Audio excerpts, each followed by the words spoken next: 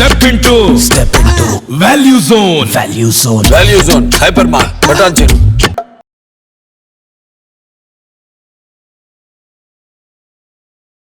నమస్కారం, నేను మీ జాహ్నవి. మనతో ఉన్నారు ప్రముఖ జ్యోతిష్య వాస్తు పండితులు, జ్యోతిష్య వాస్తు శిక్షణ నిపుణులు, లలిత ఉపాసకులు బ్రహ్మశ్రీ నానాజీ పట్నాయక్ గురువు గారు. మాట్లాడేద్దాం. నమస్కారం గురుగారు. గురుగారు, ఇన్ని మాసాలు ఉండగా మార్గశిర మాసాన్నే మహావిష్ణువు ఇది నేనే అని అన్నారు కదా. ఏంటి ఈ మాసానికి ఉన్నటువంటి ఆ ప్రత్యేకత? అసలు మహావిష్ణువు నేనే ఈ మాసము అని ఎందుకు అన్నారు? డీటెయిల్గా వివరించండి. మీరు చాలా చక్కటి ప్రశ్న వేశారు. దీన్ని నేను మీకు బోర్డు మీద వేసి చూపిస్తాను ఎలాగా అనేటువంటిది. సహజంగా మనకి మాసాన్ని ఈ మాసము అనేది ఎలా లెక్క కడతారో ఫస్ట్ చెప్పి దాని తర్వాత నేను మీకు శ్రీకృష్ణ పరమాత్మ మృగములలో సింహము నేను, అదేవిధంగా పక్షుల్లో గరుక్మంతులు లాంటి వాడిని, అదేవిధంగా మాసములలో మార్గశిర మాసము నేను అని చెప్పడం జరిగింది. ఏమండి మనకి ఇన్ని మాసాలు ఉన్నాయి కదా, మార్గశిర మాసాన్ని ఎందుకు అన్నాడు అనేటువంటిది మనం అర్థం చేసుకుంటే, మొట్టమొదటిగా ఆ మార్గశిర మాసాన్ని ఎలా గుర్తిస్తాము? మృగశిర నక్షత్రం మీద చంద్రుడు సంచరిస్తూ ఆ రోజు పౌర్ణమి అయితే ఆ మాసం మార్గశిర మాసము. అంటే మృగశిర నక్షత్రం ఎక్కడ ఉంటుంది? మిథున రాశిలో ఉంటుంది. ఇక్కడ ఉంటుంది. ఇక్కడ 1-2 పాదాలు ఉంటాయి, వృషభంలో 2 పాదాలు ఉంటాయి, మిథునంలో 3-4 పాదాలు ఉంటాయి ఈ నక్షత్రానికి. రవి ఇక్కడ సంచరిస్తుంటాడు మార్గశిర మాసంలో. దీన్నే ధనుర్మాసం అని కూడా అంటూ ఉంటారు, ఎందుకంటే ధనస్సు రాశిలో రవి యొక్క సంచారం కాబట్టి. రవి ఇక్కడ సంచరించేటప్పుడు, చంద్రుడు ఇక్కడ సంచరిస్తున్నప్పుడు మృగశిర నక్షత్రంలో పౌర్ణమి నాడు అది మార్గశిర మాసము. రైట్, ఇప్పుడు మనకి మాసం గురించి క్లారిటీ వచ్చింది. మరి ఈయన ఎందుకు అనాలి? ఏం వేరే మాసాలు ఉన్నాయిగా, కార్తీక మాసం ఉంది, మార్గశిర మాసం ఉంది, మాఘమాసం ఉంది, పుష్యమాసం, రకరకాలు ఉన్నాయి కదా, దాన్నే ఎందుకు అనాలి అంటే, ఇక్కడ మీరు ఇది కొంచెం జ్యోతిష్ శాస్త్రం గురించి, కొంచెం శాస్త్రాల గురించి అవగాహన ఉంటే ఇంకా తొందరగా అర్థం అవుతుంది. అయినా సరే నాకు అంటే నేను వీలైనంత మటుకు సింపుల్గా చెప్పడానికి నేను మీకు ప్రయత్నం చేస్తాను. ఎందుకంటే ఇది బుధుడి యొక్క రాశి, ఇది శుక్రుడి యొక్క రాశి. మిథున రాశి బుధుడు రాశి, 3-4 పాదాలు ఉన్న మృగశిర నక్షత్రం 3-4 పాదాలు ఉన్న రాశి ఏమో మిథున రాశి, 1-2 పాదాలేమో వృషభ రాశిలో ఉంటాయి. ఇక్కడుండే నక్షత్రాలు, ఇక్కడుండే రాసులు, వీటిని అర్థం చేసుకుంటే ఎందుకు మహావిష్ణువు దీన్నే ఎందుకు అన్నాడు అనే విషయం మనకు అర్థమవుతుంది. ఎలా అంటే, మనకి అమ్మవారు ఎలా ఆవిర్భవించింది? పాల సముద్రం నుంచి బయటకు వచ్చింది. వేదం కూడా మనకు నక్షత్ర క్రమం ఎలా చెప్తుంది? కృత్తికాది క్రమేణ అని చెప్తుంది. అశ్విని నుంచి క్రమం అని చెప్పదు, కృత్తికా నక్షత్రం నుంచి క్రమం అని చెప్తుంది. కృత్తిక ఈజ్ అగ్ని నక్షత్రము, రోహిణి అనేటువంటిది పాల సముద్రము. అంటే మనకి పాలకి, నీటికి, వీటన్నిటికీ కారకం ఎవరు అంటే చంద్రుడు అని చెప్తూ ఉంటారు. మనసుకి, తండ్రికి చంద్రమా మనసో జాతః, చంద్రుడు మనసుకు కారకుడు, తల్లికి కారకుడు, పాలకి కారకుడు అని చెప్తూ ఉంటాం, నీటికి కారకుడు అని. ఈ చంద్రుడు ఇక్కడ ఉంటాడు, చంద్ర నక్షత్రం ఇక్కడ ఉంటుంది. ఏది కృత్తిక 3 పాదాలు అయిపోయిన తర్వాత రోహిణి నక్షత్రం ఇక్కడ ఉంటుంది. అదేవిధంగా ఈ మృగశిర నక్షత్రం తర్వాత వచ్చే నక్షత్రం ఆర్ద్ర నక్షత్రం ఇక్కడ ఉంటుంది. చూడండి, సృష్టి ప్రారంభమైంది కృత్తిక నక్షత్రం నుంచి. పాల సముద్రం నుంచి అమ్మవారు వచ్చింది. ఈ యొక్క రాశికి అధిపతి ఎవరు? శుక్రుడు. మీరు విష్ణువు యొక్క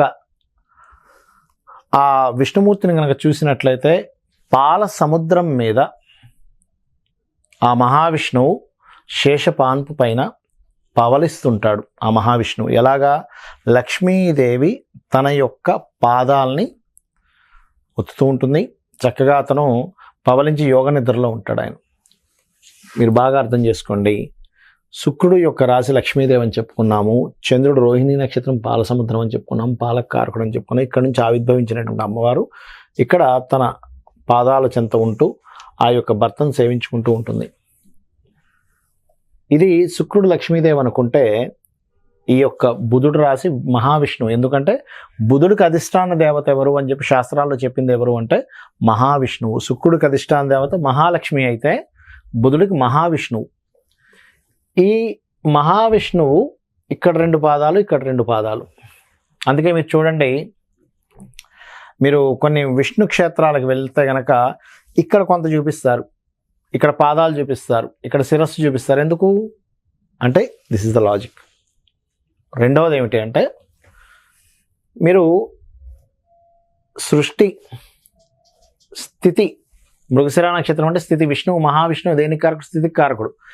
లయ అంటే ఎవరు? రుద్రుడు. అందుకే చూడండి ఇక్కడ రోహిణి, మృగశిర, ఆరుద్ర, తర్వాత వచ్చే నక్షత్రం ఏంటి? మృగశిర తర్వాత ఆరుద్ర, రుద్ర నక్షత్రం.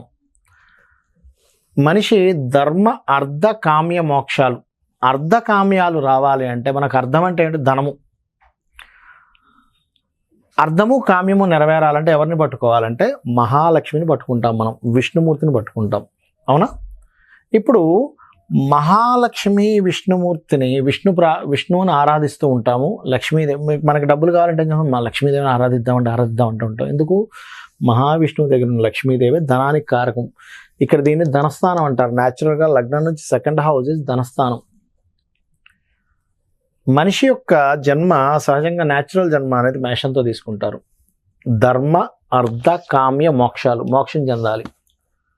ఈ యొక్క మార్గశిర మాసంలో ఎవరైతే మార్గశిర లక్ష్మీ వారాలు చేస్తారో, మహావిష్ణువు యొక్క ఆరాధన ఎవరైతే చేస్తారో వాళ్ళకి ఈ యొక్క జీవుడికి ధర్మార్థ కామాలు అంటే అర్థము కామ్యము నెరవేరి మోక్షాన్ని చెందుతాడు.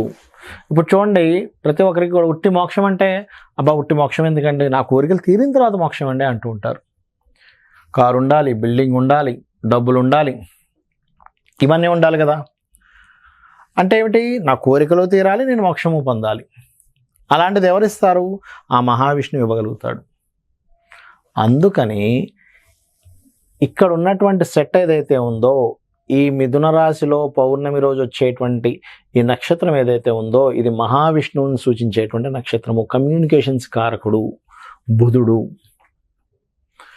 ఇది లక్ష్మీదేవిని సూచించేటువంటి రాశి. అందుకే ధనము అంటూ ఉంటారు రెండవ స్థానాన్ని. అర్ధము మోక్షము ఇవన్నీ పొందేటువంటిది. ఆరుద్ర నక్షత్రం ఎవరికంటే సంకేతం? శివుని యొక్క నక్షత్రంగా చెప్తూ ఉంటారు. ఆరుద్ర నక్షత్రం అండి, ఆ రుద్రుడి యొక్క నక్షత్రం అండి అంటూ ఉంటారు కదా.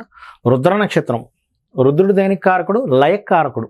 అంటే మనిషి యొక్క జన్మనెత్తి ధనాన్ని అదేవిధంగా అర్ధాన్ని కామ్యాన్ని కంప్లీట్ చేసుకుని రుద్రుల్లో లయమైపోవడము. ఇది ఎప్పుడు జరుగుతుంది?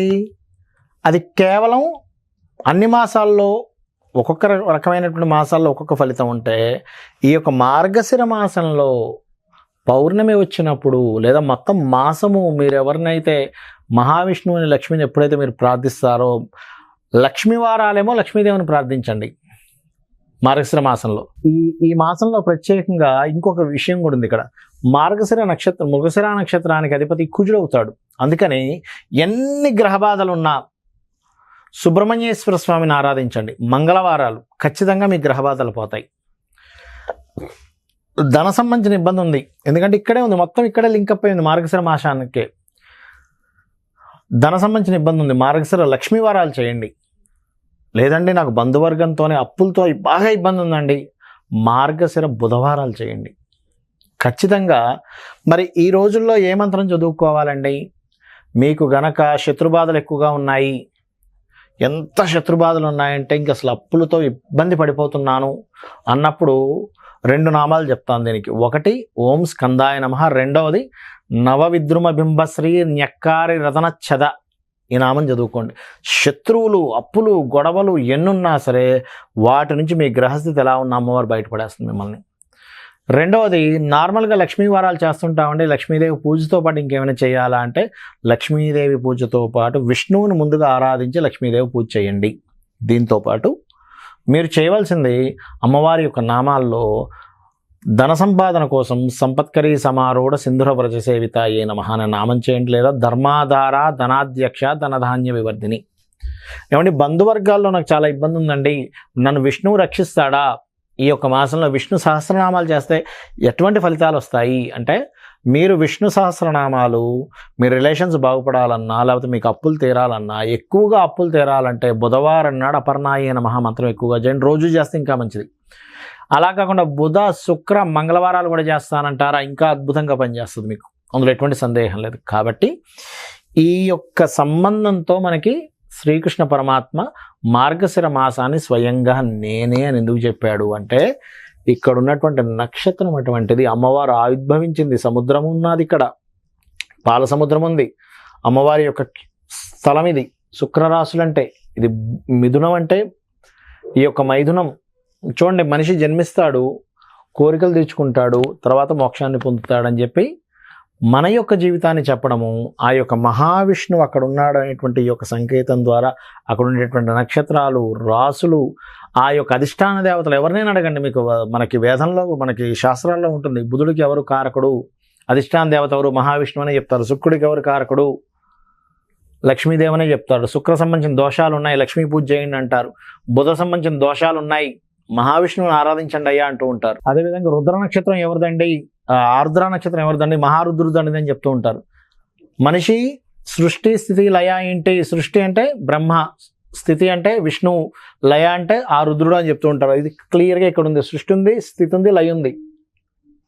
సృష్టికి మూలం ఉంది నక్షత్రంతో, లయకి కారకుడు ఉన్నాడు మహావిష్ణువు, లక్ష్మీదేవి ఉంది.